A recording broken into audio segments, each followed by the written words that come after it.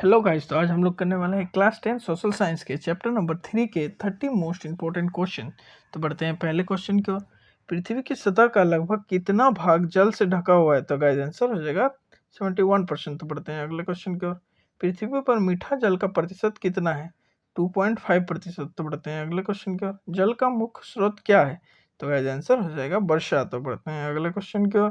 भारत में सबसे बड़ी बहुउद्देशीय परियोजना कौन सी है? तो गाइस आंसर हो जाएगा भाखड़ा नंगाल। तो बढ़ते हैं अगले क्वेश्चन की ओर।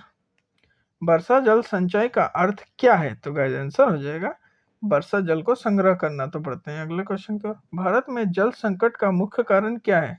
जल का दुरुपयोग। तो बढ़ते हैं अगले क्वेश्चन की ओर।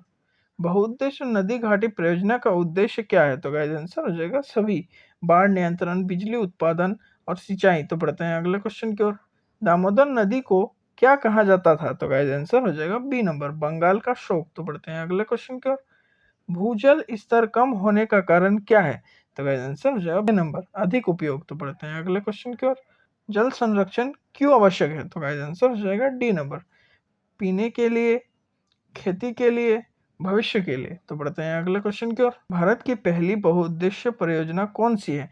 तो गाइस आंसर हो जाएगा दामोदर घाटी परियोजना। तो बढ़ते हैं अगले क्वेश्चन की ओर। टिहरी बांध किस राज्यों में है? तो गाइस आंसर हो जाएगा उत्तराखंड। तो बढ़ते हैं अगले क्वेश्चन की ओर। जल प्रदूषण का मुख्य कारण क्या है? तो गाइस औद्योगिक अपशिष्ट। तो बढ़ते हैं अगले क्वेश्चन की ओर। नहर सिंचाई का लाभ क्या है? तो गाइस आंसर हो जाएगा खेतों तक पानी पहुंचाना। तो बढ़ते हैं अगले क्वेश्चन की ओर। जल एक कैसा संसाधन है? तो गाइस नवीकरणीय। तो पढ़ते हैं अगले क्वेश्चन की ओर। भारत में वर्षा मुख्यतः किससे होती है? तो गाइस मॉनसून। तो पढ़ते हैं अगले क्वेश्चन की ओर। वर्षा जल संचयन सबसे अधिक कहाँ उपयोगी है?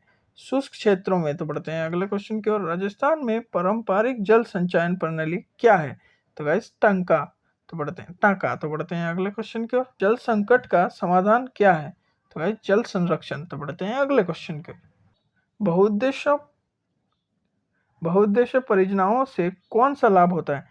तो गाइस सभी बाढ़ नियंत्रण, बिजली, सिंचाई। तो बढ़ते हैं अगले क्वेश्चन के। नर्मदा बचाओ आंदोलन किससे संबंधित है? जल परियोजना। तो बढ़ते हैं अगले क्वेश्चन की ओर। जल का सबसे बड़ा उपयोग किस क्षेत्र में होता है? तो गाइस कृषि क्षेत्र में। तो बढ़ते हैं अगले क्वेश्चन की ओर। भारत में जल की कमी का कारण क्या है? तो गाइस सभी प्रदूषण, दुरुपयोग और जनसंख्या वृद्धि। तो बढ़ते हैं अगले क्वेश्चन की ओर। कुआं और नलकूप किस जल स्रोत से जुड़ा है? तो गाइस आंसर हो जाएगा भूजल। तो बढ़ते हैं अगले क्वेश्चन की ओर। जल दिवस कब मनाया जाता है? तो गाइस आंसर हो जाएगा 22 मार्च। तो बढ़ते हैं अगले क्वेश्चन की ओर।